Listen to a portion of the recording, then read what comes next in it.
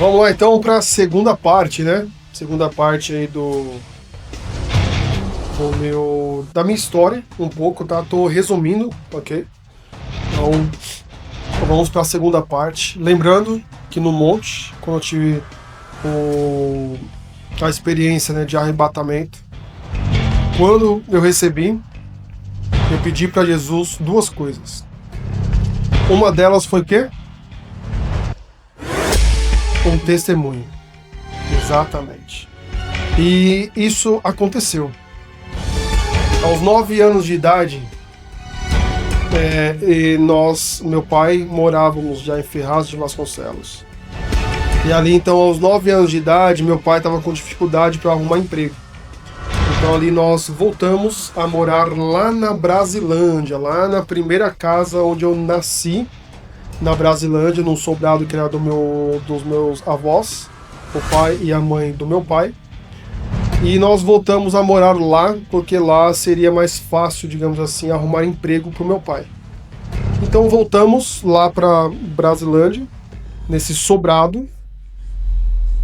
Só que no sobrado, né, lá aconteceu um dia, na época eu tinha umas bolinhas de algodão da Coca-Cola. Ela por fora era de capotão, né, tipo um tecido grosso, e dentro era uma espuma só. Então eram umas bolinhas pequenininhas assim, né, desse tamanho assim.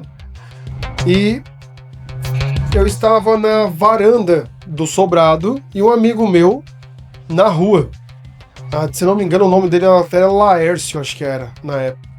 E ali, então, ele na rua e eu na varanda do sobrado. Aí eu pegava a bolinha, jogava pra ele pegava, jogava e pra mim, ali passando um tempo, brincando só. E ali, então, um certo momento, ele jogou a bolinha e essa bolinha, talvez por causa do vento, algo parecido, a bolinha não chegou até onde eu estava. Ela não, né, ficou antes da varanda. Ali então eu saí correndo na varanda para pegar a bolinha. E quando eu cheguei perto do parapeito assim do sobrado da cerca, né, de frente assim da varanda, eu tentei alcançar e bolinha, me joguei assim para pegar. Na hora que eu tentei, o pior aconteceu. Foi quando ali com o movimento eu vim assim, né, e vim correndo, bati o peito aqui em cima do parapeito e fiz assim, ó. Virei o corpo e caí de cabeça lá na parte de baixo da casa, né, do sobrado. Caí direto, mais ou menos 4 metros de altura. Eu tinha 9 anos de idade, eu brinco que eu parecia o Bob. Não tem o desenho Mundo do Bob, né, o Mundo Fantástico do Bob, acho que é isso, que é um molequinho numa bicicletinha com a cabeça desse tamanho e o corpinho desse tamanhozinho. Era eu, mais ou menos eu. Cabeça grande e o corpo pequenininho, ou seja, quando eu fui a cabeça pesou tanto que virou, eu capotei lá pra baixo quando esse acidente aconteceu. Só que foi pior do que isso. Lá embaixo tinha uma muretinha de uns 2 blocos assim, né, a parte mais aqueles blocos de cimento, concreto antigo. E ali então, quando eu caí com a testa do lado esquerdo, bem na quina do bloco. Bem na quina do bloco. E quando eu caí de cabeça na quina do bloco, eu brinco que o bloco deu uma risada até. Porque a minha cabeça abriu e o bloco não aconteceu nada. Imagine você bater a cabeça na quina de um bloco de cimento, de concreto, e a sua cabeça literalmente abrir, o lado esquerdo aqui ficou um buraco. E ali então uma moça morava com os meus pais, com a gente, né, na mesma casa. E essa moça me viu caindo, ela me viu pela janela do quarto. Quando ela olhou, ela me viu caindo de cabeça lá embaixo. E quando eu caí, ela foi correndo na sala do sobrado, na sala da casa, e chamou meu pai. Falou: irmão João, o Diego caiu da laje. Só que meu pai estava conversando com outro irmão lá sobre igreja, sobre Deus, sobre essas coisas. E não deu muita bola para ela. Aí ela chegou assim: irmão João, o Diego caiu da laje. Acabou de cair, só que ela deu um grito maior. E ali então ele voltou e falou: o quê? Ah, ele caiu, tá lá caído agora. E aí meu pai saiu correndo e chegou, e segundo ele falou, que quando olhou pra mim, eu tava no meio de uma poça de sangue. Eu tava caído no meio de uma poça de sangue. Meu pai não pensou duas vezes, me pegou no colo, né, me pegou assim no colo, saiu pra rua, foi pra rua, e quando chegou na rua, o meu pai viu um vizinho lavando o carro. E quando o meu pai viu esse vizinho, meu pai veio correndo comigo no colo, o vizinho não pensou duas vezes, abriu a porta de trás do carro, meu pai entrou e correram pro hospital da freguesia do Ó. Então, para quem é da região aí, sabe de onde que eu tô falando. É um hospital do estado, um hospital público, alguma coisa assim, que tem lá na freguesia do Ó. E ali então, quando eu cheguei, o médico, né, juntou ali uma equipe médica e me levaram para a sala de cirurgia. Tão grave que foi. Lembrando que no impacto eu fiquei com um buraco na testa. Um buraco lá pra dentro. E fui levado para a sala de cirurgia. Passou algum tempo, veio um médico até meu pai e falou: pai, é difícil perder um filho com 9 anos de idade, mas o seu filho não tem mais nada do que possa ser filho. Lembrando que nesse momento minha mãe não tinha chegado ainda, porque minha mãe ficou em casa preparando os documentos, pegando as coisas, e meu pai foi na frente comigo, e depois minha mãe chegou mais tarde, assim por diante, só que o médico chegou e falou pro meu pai: pai, é difícil perder um filho com 9 anos de idade, mas o seu filho não tem mais o que fazer. E ali então, quando meu pai ouviu isso, o meu pai disse assim, olhou para o médico e disse: meu filho não vai morrer. Meu filho não vai morrer. E aí meu pai fala que o médico olhou para o meu pai assim e falou: ok, tudo bem. E o médico voltou para a sala de cirurgia. Depois de um tempo veio de novo o médico e falou: olha, pai, já fizemos tudo o que nós podíamos fazer pelo seu filho, mas não tem mais nada para fazer pelo seu filho. Não podemos fazer mais nada pelo seu filho. Meu pai olhou para ele de novo e falou: meu filho não vai morrer. Só que no intervalo de uma vinda da outra, a primeira vez que o médico veio, até a segunda vez, o meu pai ficou no corredor do hospital conversando com Deus. Meu pai conta que ele ficou no corredor do hospital falando para Deus, olhando para o céu e falando: eu não aceito a morte do meu filho. Eu não aceito que as promessas que o Senhor fez na vida dele, o Senhor falou que iria usar o Diego para curar pessoas, que ele seria um instrumento nas suas mãos, que ele seria uma pessoa que seria uma bênção na vida de muitos, que ele ensinaria muitas pessoas, que através dele receberiam cura, libertação, batismo no Espírito Santo, e que ele ganharia muitas almas para o Senhor. Tudo isso que ele falou, irmão, foram promessas, foram profecias, revelações que eu recebi durante dos 7 anos aos 9 anos. Pensa você em qualquer culto, qualquer igreja, e Deus sempre levantava um irmão ou uma irmã em profecia, em revelação, em visão, entregando algo para mim. Sempre tinha. Ou vinha em mim, ou ia no meu pai e falava: ó, seu filho vai ser isso, isso e isso. Seu filho vai fazer isso, isso e isso. Seu filho vai ser pastor, seu filho vai ser uma pessoa usada nas mãos de Deus. E muitas coisas. Imagina você passando na rua e de repente uma pessoa sai de dentro de uma casa falando em línguas estranhas, vir em você, vir em mim no caso, colocar a mão em mim e entregar uma profecia. Era incrível isso. E quando o médico falou pro meu pai que eu não conseguiria sobreviver, meu pai falou para ele não vai morrer. Deus tem promessas na vida do meu filho. Eu tenho certeza que ele não vai morrer. E ali o médico voltou pela segunda vez para dentro da sala de cirurgia. Minha mãe chega com a documentação, chega com alguns amigos da época, pegaram um carro emprestado lá de uma vizinha e vieram para o hospital.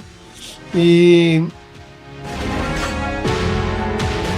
ali então meu pai conta para minha mãe o que aconteceu, o que o médico disse. Teve muito choro, muita tristeza, muito desespero, normal, né, isso acontecer. Mas depois de um tempo o médico volta e fala pro meu pai e pra minha mãe: olha, ele ainda está vivo. Só que nós conseguimos para ele uma vaga em um outro hospital. Esse outro hospital ele tem mais recursos, tem mais exames. Nós podemos fazer outros exames para comprovar como que ele está e assim por diante. Só que tem grande chance dele não chegar lá nesse outro hospital vivo. Então o médico veio no meu pai e na minha mãe e disse assim: olha, para nós levarmos ele para o outro hospital, vocês têm que autorizar. Então vocês têm que assinar esse papel aqui, autorizando que ele seja levado para esse hospital e se responsabilizando caso ele não aguente e morra no meio do caminho. Então ali, o meu pai, claro, autorizou, assinou, e eu fui transferido do hospital da Freguesia do Ó para o hospital público do Tatuapé. Para quem não sabe, é uma extremidade na outra. Ou seja, você sai de um lado de São Paulo, atravessa o centro de São Paulo e vai para o Tatuapé. Vai ali pela Marginal Pinheiros, se eu não me engano, Marginal Tietê ali, e depois pega ali Marginal Pinheiros, Marginal Tietê e chega até o hospital do Tatuapé. E ali então o meu pai autoriza e o médico avisa: olha, o seu filho ele vai numa ambulância UTI. Então ele vai para uma ambulância UTI e não vai dar para nenhum acompanhante vir junto, porque vai uma equipe médica junto para conseguirmos manter o seu filho vivo até lá. Não prometemos, mas vamos tentar. E meu pai autorizou e falou: ok. Ele estava com o carro emprestado de uma vizinha e foram com o carro atrás da ambulância. Lembrando algo importante que eu esqueci de falar. Quando eu cheguei no hospital, os exames médicos constataram traumatismo craniano. Exato.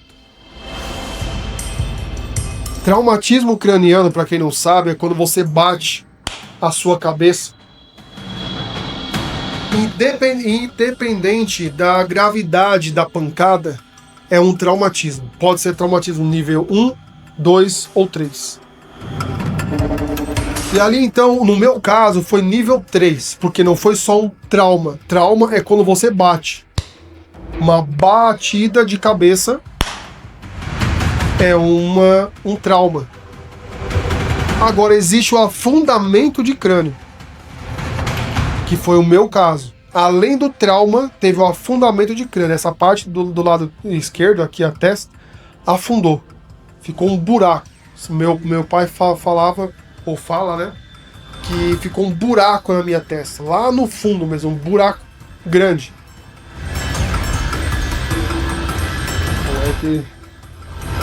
Voltou. Então ali, quando o médico disse isso pro meu pai aceitou e fui transferido para o hospital, fui colocado na ambulância, fui levado e meu pai e a minha mãe com mais 2 amigos dentro de um carro, atrás dessa ambulância, a ambulância em altíssima velocidade da Marginal Pinheiros, Marginal Tietê, ali correndo o máximo que dava, e meu pai e minha mãe num carro atrás, também correndo, acompanhando.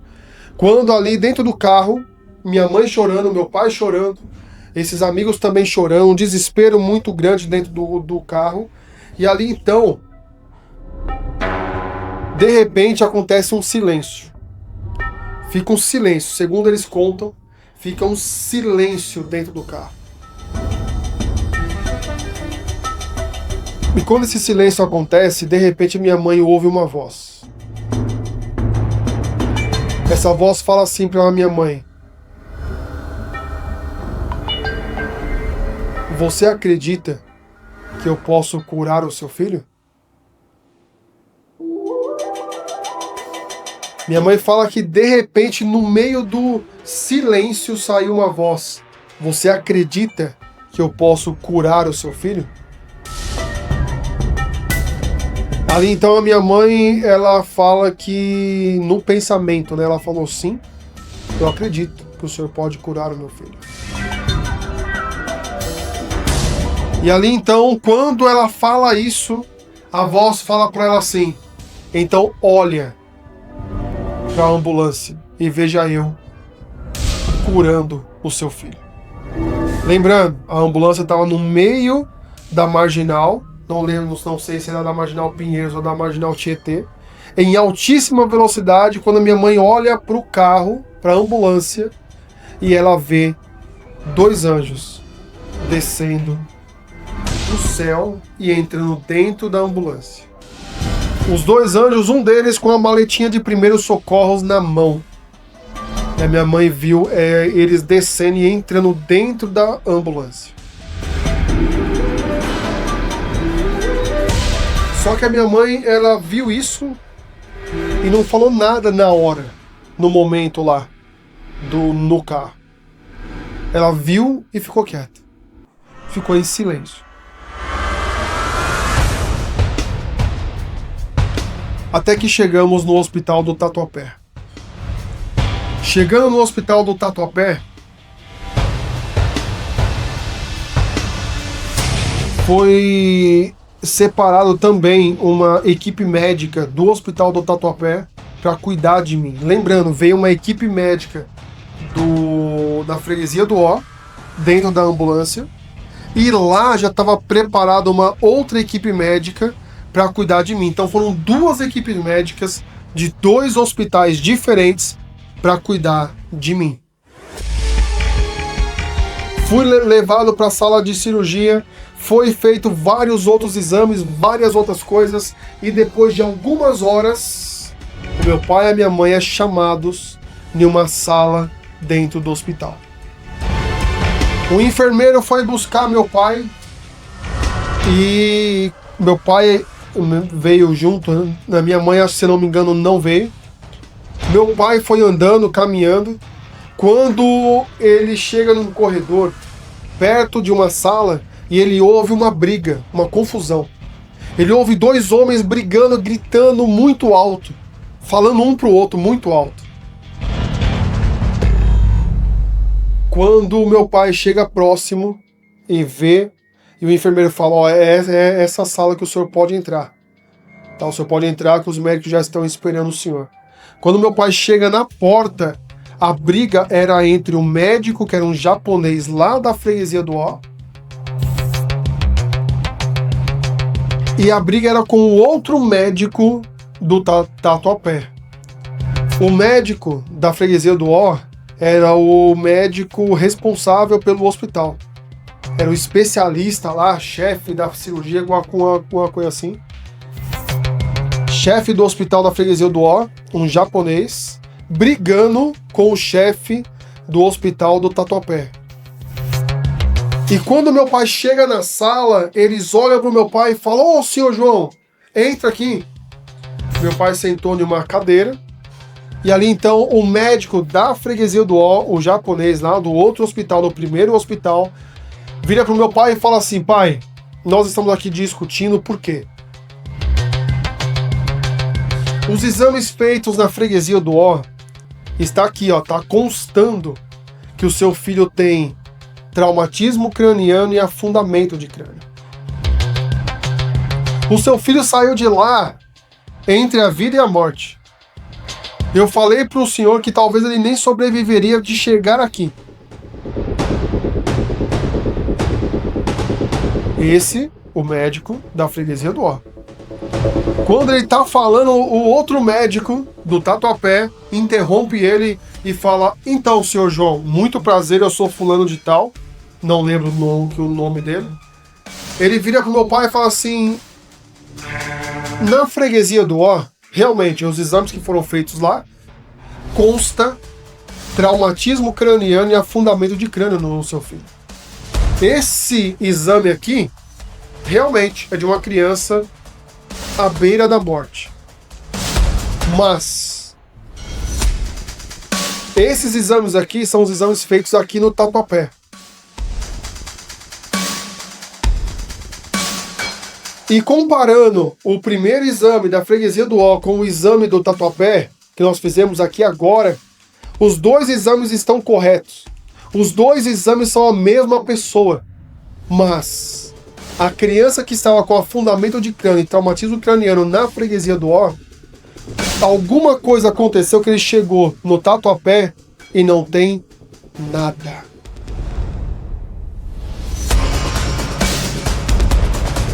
Essa criança que fizemos exames aqui, refizemos alguns outros exames, ele não tem nada. Não tem afundamento de crânio, não tem traumatismo craniano, não tem risco de morte. Seu filho não tem nada, senhor João.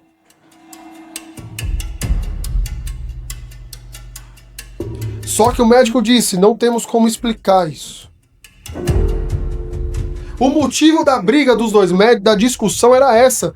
Como que vamos explicar para o pai que o filho saiu com afundamento de crânio de um hospital e no trajeto chegou no outro hospital, não tem mais nada?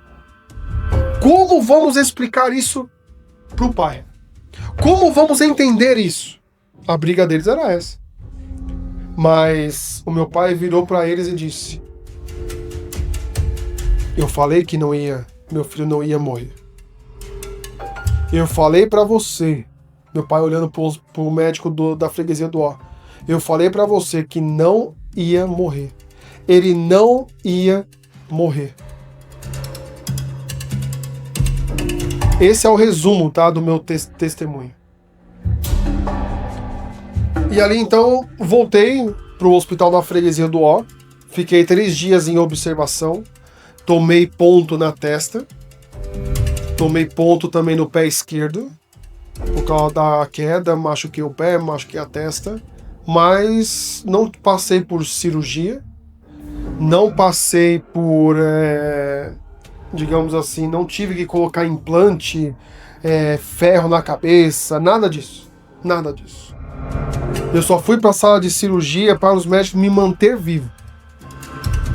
E no trajeto de um hospital para o outro, um milagre aconteceu.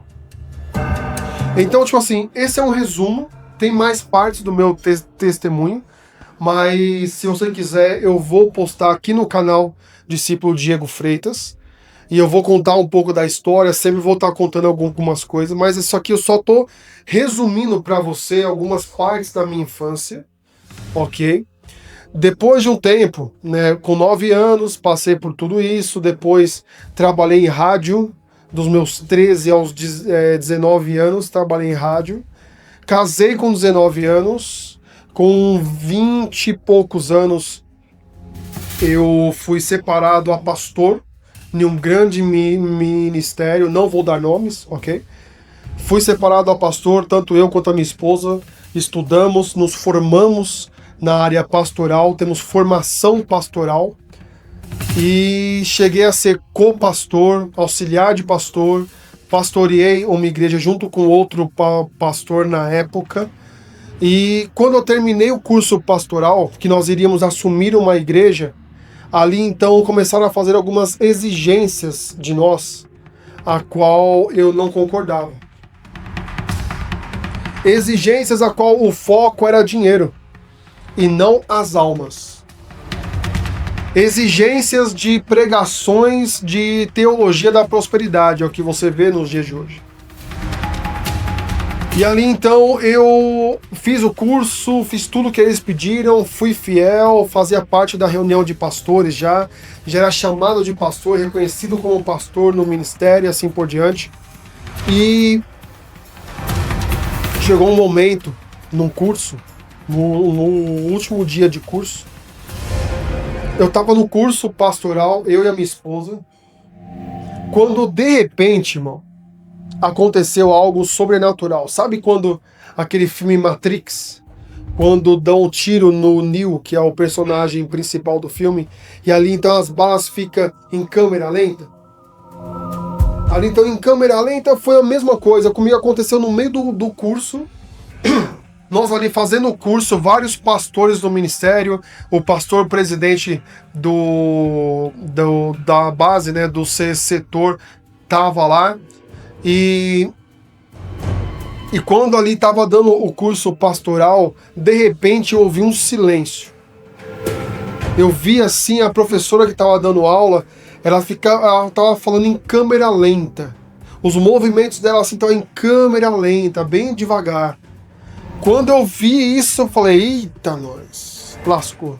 Por quê? Sempre que o Espírito Santo chegava no ambiente, quando eu estou num local e ele chega, ele parece que tudo para, tudo fica em câmera lenta. É algo que eu sinto, para mim é algo sobrenatural. E quando isso aconteceu, eu ali já com uns 25, 26 anos, quando isso aconteceu, eu falei, o Espírito Santo está chegando. Foi quando ele chegou e falou para mim, eu senti a voz dele, ele falou assim, é isso mesmo que você quer? Eu tinha o sonho de ser pastor naquele ministério. Eu tinha o sonho de pastorear e fazer parte daquela igreja como pastor. E aí foi quando o Espírito Santo veio e falou, é isso mesmo que você quer? E na época eu já estava decidido de falar, eu não quero continuar. Eu não vou continuar por causa disso que eu falei para vocês. As exigências não era para ganhar almas. As exigências era para bater meta de oferta, meta de dízimo, meta de dinheiro. O foco não eram as almas, o foco era o dinheiro. O foco era a grana, o foco era a arrecadação. O foco era esse. E ali no curso pastoral nós aprendemos todas essas técnicas de como convencer pessoas a dar mais dinheiro.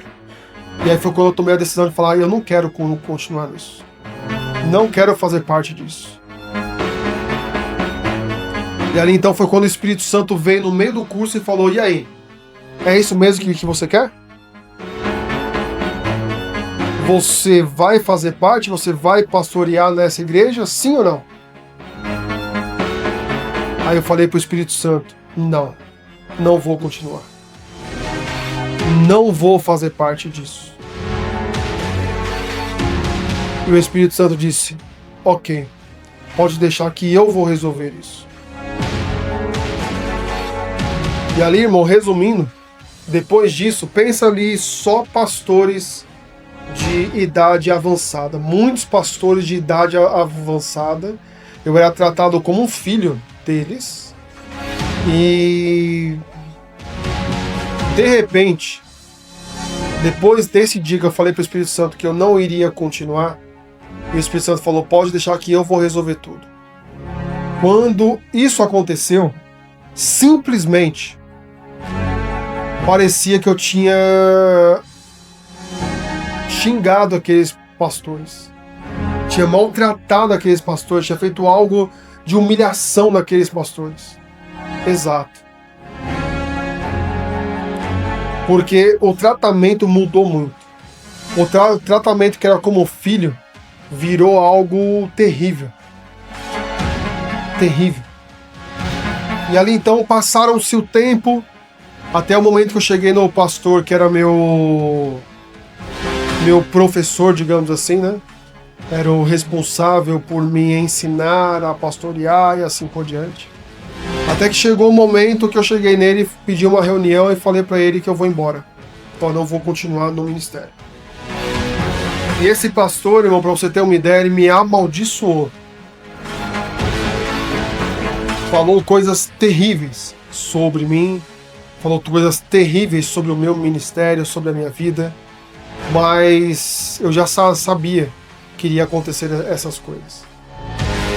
E aí foi quando eu abri mão de ser pastor nesse grande ministério. E depois de um tempo, começou a acontecer várias coisas na minha vida. O Espírito Santo falou: eu quero que você se aprofunde. Eu quero que você estude. Eu quero que você vai mastigar a Bíblia dia e noite. Eu fui numa vigília uma vez, depois de abrir mão, né, de ser pastor nesse ministério. Só que eu não fui pastor oficial nessa igreja, mas o curso pastoral, que é o mais importante, digamos assim, nós recebemos o curso pastoral, e a parte mais importante na realidade é o chamado espiritual. Porque existem pastores por aí que eles são pastor de carteirinha, mas não tem chamado espiritual para isso. Mas ok.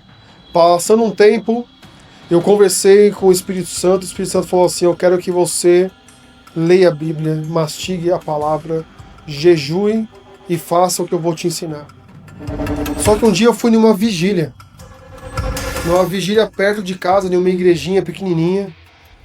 E quando eu cheguei lá, tinha um pregador naquele dia que ele começou a narrar a Bíblia inteira. E eu olhei para ele assim e falei para o Espírito Santo, falei: olha, eu acredito que vocês falaram que eu tenho um chamado especial, mas que nem esse irmão aí, eu não vou pregar nunca na minha vida. Olha o dom que ele tem, olha o conhecimento que ele tem. E de repente, eu lá, pensando nisso, eu sentado na nave da igreja, e quando de repente vem um irmão do meu lado. Chegou um irmão simplesinho, falando baixo. Chegou, pegou assim, ele mais baixo que eu, pegou no meu ombro assim, me puxou e para baixo, veio no meu ouvido assim, ó, e falou, entregou uma profecia para mim. E ele disse assim: eu vou te dar muito mais do que você já tem. Você vai ter muito mais do que você já tem. Eu vou dar para você o que eu dei para poucos. Só que você tem que mastigar a palavra dia e noite.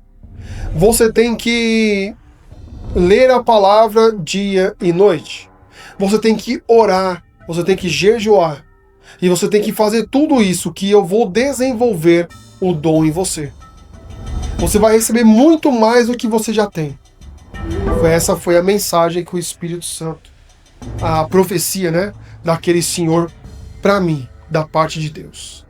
E depois daquele dia, irmão, comecei a mastigar a palavra.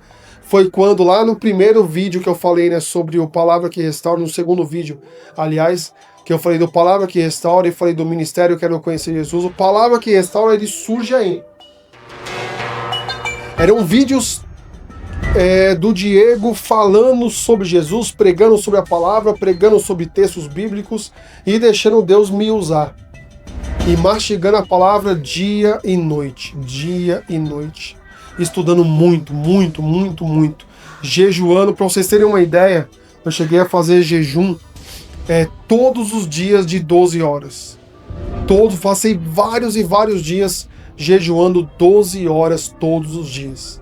E também eu fiz um propósito que o Espírito Santo me pediu. Foi um propósito de oração de 3 em 3 horas. A cada 3 horas eu orava. Eram 8 períodos de oração. Era meia-noite, 3 da manhã, 6 da manhã, 9 da manhã, meio-dia, 3 da tarde, 6 da tarde e 9 da noite. Eram de 3 em 3 horas, eu parava tudo, entrava no quarto e ia orar. E leitura da palavra, jejum e também oração. Então esse é um resumo, tá? Um resumo do resumo da minha vida. Eu fui curado e coluna. Caí da laje a segunda vez, era para me ficar paralítico, né? Era para não andar mais. E o médico falou: olha, você deu muita sorte, meu amigo, que você não ficou de cadeira de rodas o resto da sua vida. E fui curado. O médico disse que eu trabalhei numa empresa carregando peso, trabalhando com bebidas, então eu carregava muito peso, um barril de chopp. E o médico falou assim: ó, ou você para de trabalhar no peso, ou quando você chegar aos 30 anos, você vai estar em uma cadeira de roda.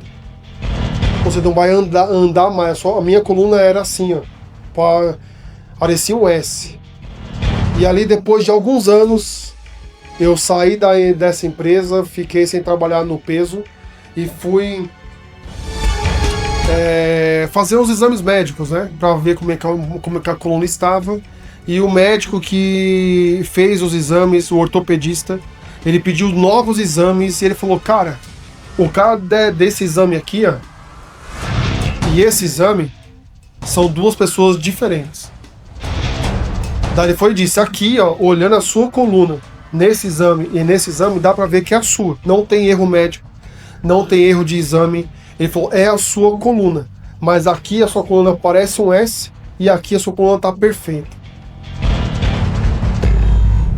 Aí o médico ortopedista, especialista na área, ele falou: eu nunca vi alguém ser curado da coluna, mas você está curado. E eu posso te falar várias coisas.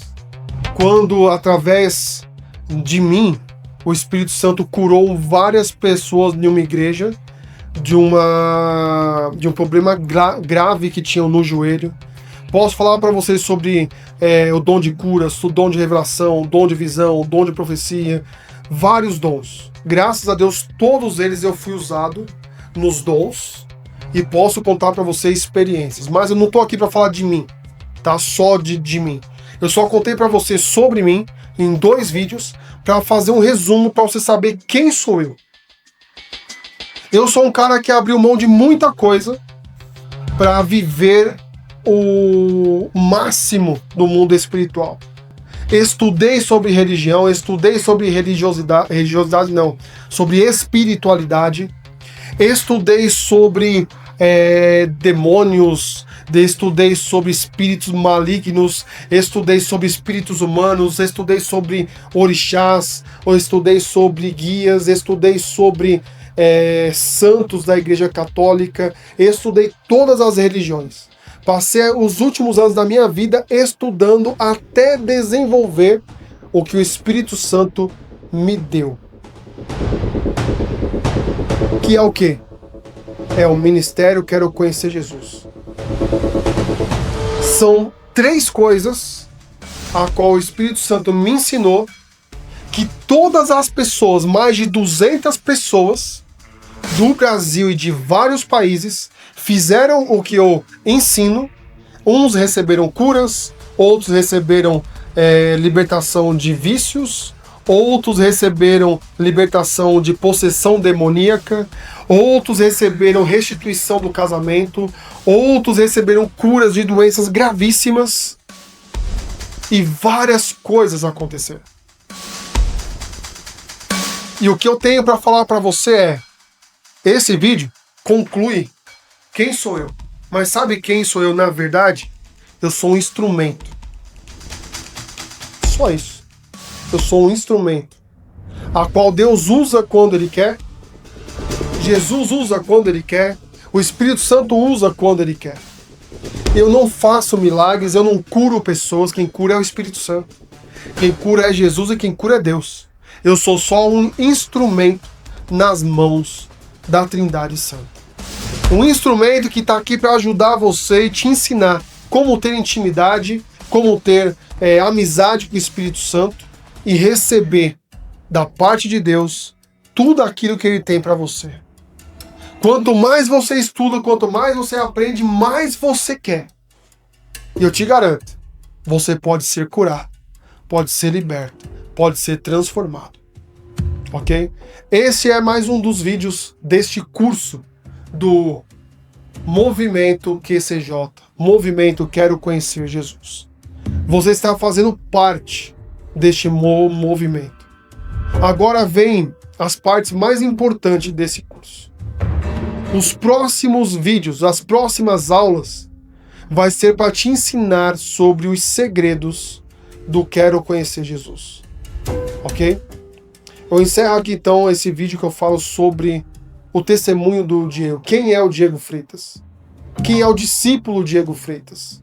Para encerrar, deixa eu te falar sobre o discípulo Diego Freitas. Por que esse título? Um dia eu cumpri tudo que o Espírito Santo pediu, estudei, virava madrugadas em claro, estudava muito, cheguei a ficar várias noites em claro. Pensa ali, você ficar 3 dias virado, sabe assim, estudando, mastigando, aprendendo, e depois de 3 dias também eu capotava, dormia muito, e depois virava de novo dia e noite, várias coisas, e aprendendo cada vez mais, até que um dia o Espírito Santo disse assim.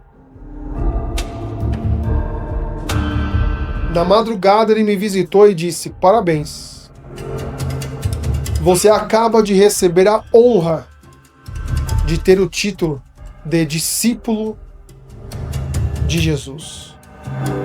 Você a partir de hoje é o discípulo Diego Freitas. Esse título comprova que você passou por uma fase de testes espirituais, a qual você vai receber isso e você vai ensinar pessoas, e este ensinamento, que são os seus frutos, pessoas vão comer do seu fruto e vão ser curadas, vão ser transformadas. É claro que tudo isso que eu contei para você foi dos 7 anos de idade até os 38. Pulei várias coisas. Contei o resumo do resumo, só para você saber quem sou eu. Mas quer saber mais? É só você se inscrever no canal, né, clicar no sininho, porque tem esses vídeos aqui do curso, que eles são vídeos escondidos dentro do canal. Não é para qualquer um. Não, é só quem recebe o link dos vídeos que vem assistir às aulas do curso. Não é para todo mundo.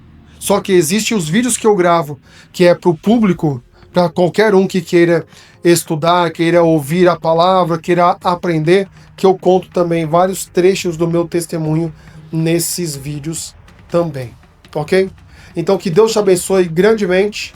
Vamos para a próxima aula, vamos para o vídeo de número, no caso, né, o vídeo de número 5 agora. Vamos então para o próximo vídeo, em nome do Senhor Jesus. Vamos lá.